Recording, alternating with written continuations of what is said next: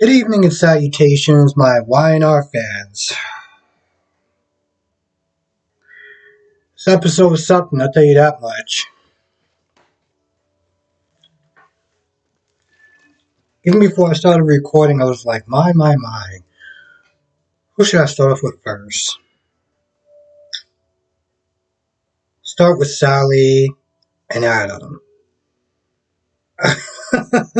I'm starting to wonder, what do people actually see in Sally? Okay,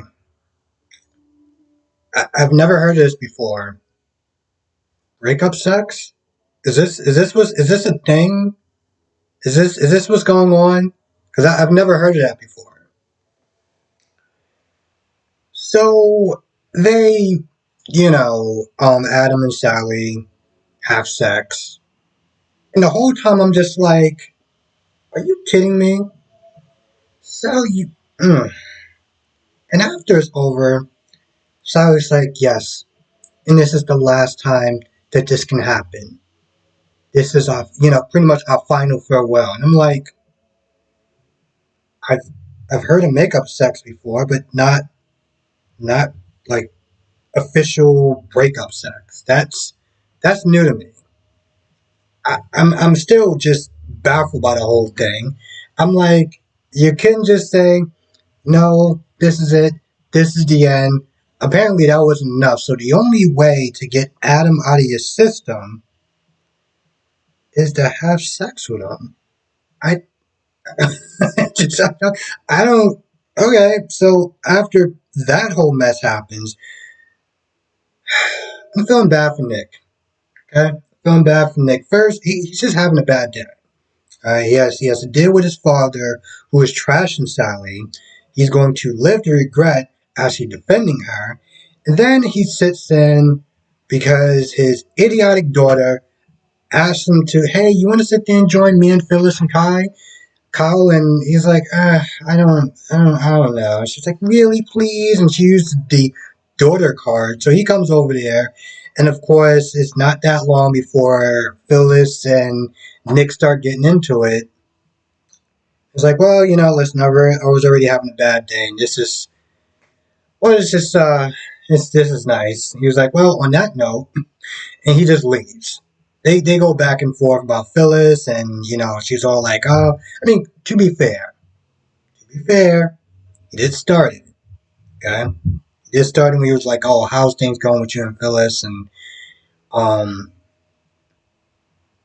the whole, oh, y'all two not at each other's throats and stuff like that, and so he did kind of start it, but at that point, he didn't even want to be there, to be honest. But at that point, he left. He was like, all right, well, I have my quota of Phyllis for today, so he just walks back to try to find Sally again, and he walks past Adam. He was like, the hell, what are you doing walking past the room? He walks in, he sees Sally in tears, or like she's, crying or whatever. Then he takes a look at the bed, and he's like, I guess this is a bad time. That's an understatement, Nick. That is a real understatement. You just sat there for a good over 5-10 minutes arguing with your dad, trying to defend Sally. Because, he calls everything from the Spectre woman to the dressmaker. You sat there and you defended her. And I get it. I, I get it. But in the end, you're wrong. Your dad was right. I mean, he is called the quote unquote great Victor Newman for a reason. But he's still coming at Chance like, oh, you hurt my daughter, and so there's no point. I don't exactly remember what he said to him, but he just came at him sideways. And then when he started talking Sharon, and he was like, oh, well, there's no point of pleasantries since, you hurt my daughter. And I'm just like, if you were a woman, I would kind of call you a Karen. But the thing is, he doesn't know all the information, and even Sharon's like, "Yo, you don't know the full picture. You don't." I mean, They were talking, well, Sharon and Chance was like, "Yep, it was over," and I don't think that I think he pretty much was like he regretted even um having a relationship with her in the first place. And granted, later on he backtracks to that, but I'm like, bro, no, no, no, no, no. You're right the first time you said that. Okay, you don't get to backtrack what you say. Like, no, no, no, no, no. No, no, no, no. That's what you want to say. You regretted even just meeting her because let's be honest, it probably wasn't a picnic. And yeah, she came there just to search for him in Spain and bring him home and yada yada yada, and we get all that. But she complained and she whined and she knew she was married to a cop. She dated a cop. She married a cop. And then you complained about, I don't know, being married to a cop and a life that he leads and stuff like that. And you were resentful of him and you cheated on him.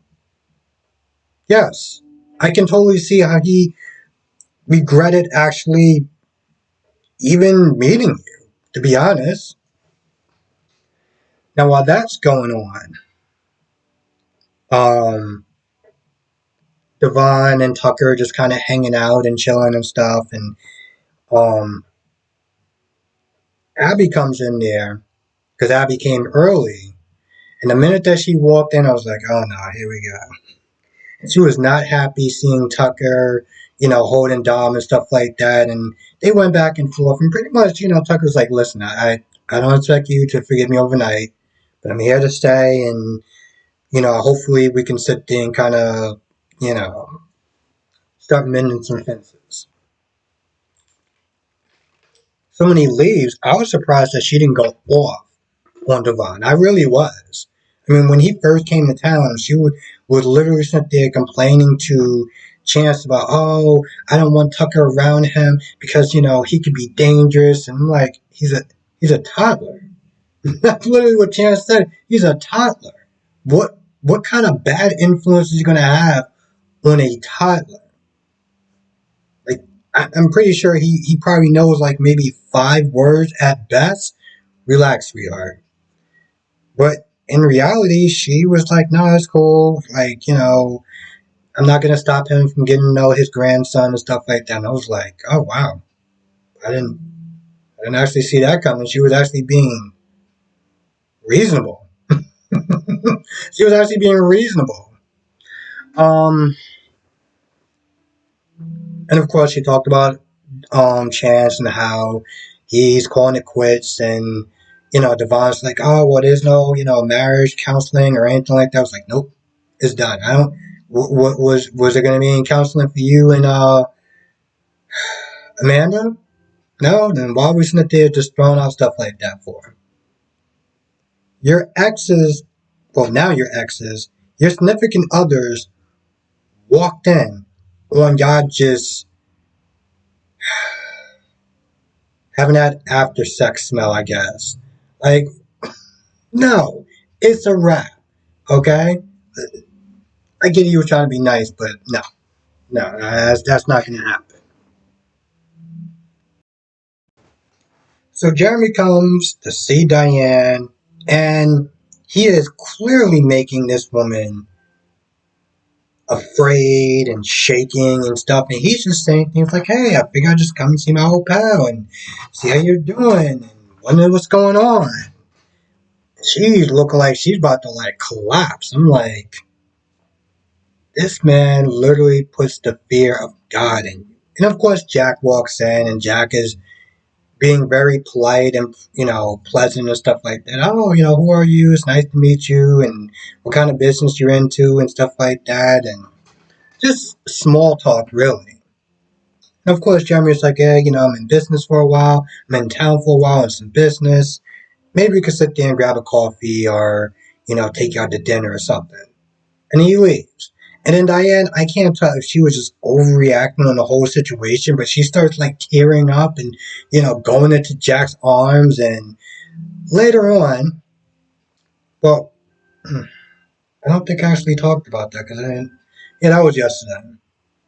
So they decided to go out. Oh no, that's not what it is. They actually did say, okay, never mind. I'm getting the Because I know I didn't review Friday's episode, but there was a point that Kyle wanted to talk to Summer about what's going on with Phyllis and Diane and everything like that. And she was like, "Oh, I don't want to really talk about it right now." And I'm like, "What do you mean you don't want to talk about it right now? When are we going to talk about this?"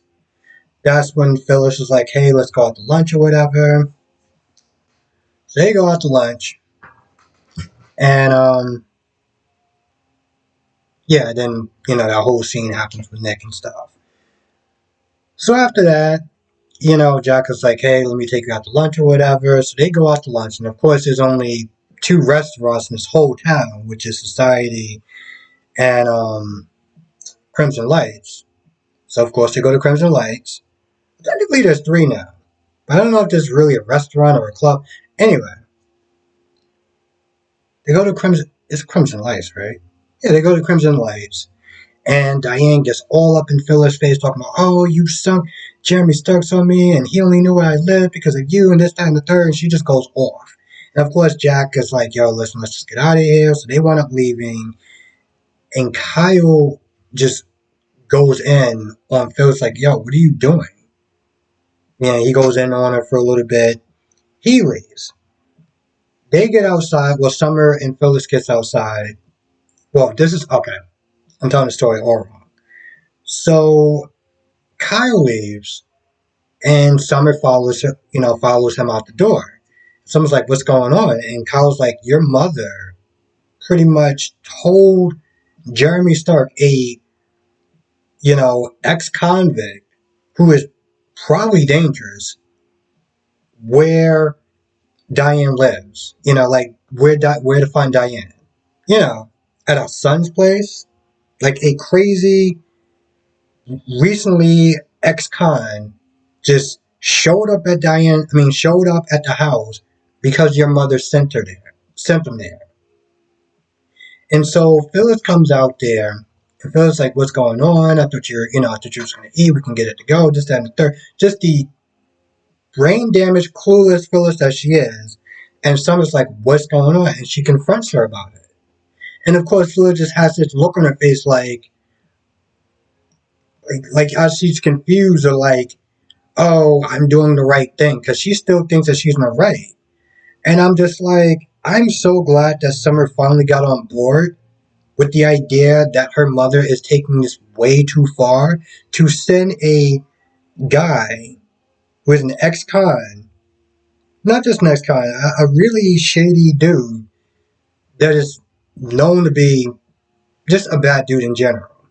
To sink her after Diane, knowing that Diane lives in the house with Kyle and Jack and Harrison and everything like that, is definitely taking it a step too far. I'm so glad that she got on that train. Hmm. I'm just sitting there thinking about just the level of. I mean, here's the thing. I'm not saying that Diane's a saint. She's clearly done some stuff to ruffle some feathers. Okay? But the question that I have is, for the people that are championing Phyllis and they're saying, "Yeah, Phyllis is right and Diane's this, that, and the third," what has Diane done since she's gotten back? I'm not going to sit there and say what subscriber it is that was not there saying that, Diane's a manipulator and she gets what she gets. But I'm just like, well, what did Diane do since she's got back? You know? I mean, the whole idea, this whole thing about the three wicked witches of the West trying to send Diane packing, it's like, well, what did she do since she got back? And it's not like, those three women have spotless records. All three of them are probably guilty of something. Have probably done some bad stuff, especially Phyllis, from what I heard. So I don't understand why, in their right minds, they feel that they can collectively judge Diane on crap that she did back in the day, when all three of those women have done the same. I don't know to the extent. I haven't been watching. You know what I'm saying? I haven't watched it back then. My point is, they're all sinners. Okay, all three of them are sinners. So they all come across as a bunch of hypocrites. And now They've taken it way too far. And if anything happens to Kyle or Harrison, that's going to be on all three of their heads. Which, by the way, let's talk about Kyle for a minute. Kyle, I don't know if this dude just grew some balls or something, but he comes to Jeremy Stark's room and he's like, I'm going to tell you this once. Leave Diane alone. And he does it in his very manly voice. And I'm just like, what? Is he serious? Okay, bro. All right, I'm a buy it for a minute. Let's see how this scene plays out. I can't wait until Tuesday. I mean, it's Sunday now, so I'm recording it Sunday, and I'm like, well, I can't wait till Monday. I was like, well, technically it's Monday, so I can't wait until Tuesday. See how this whole scene's gonna play out. I think that's about it. I can't really think of anything else that happened in this episode. But all in all, I would sit there and say it was a good episode. The thing about this show is that it took quite a bit to get used to. You know, it operates on a different beat. But once you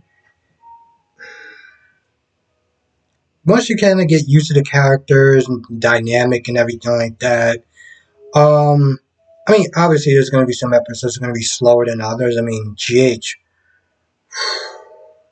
Once you get used to it, it's actually not a bad show. And again, it's been picking up.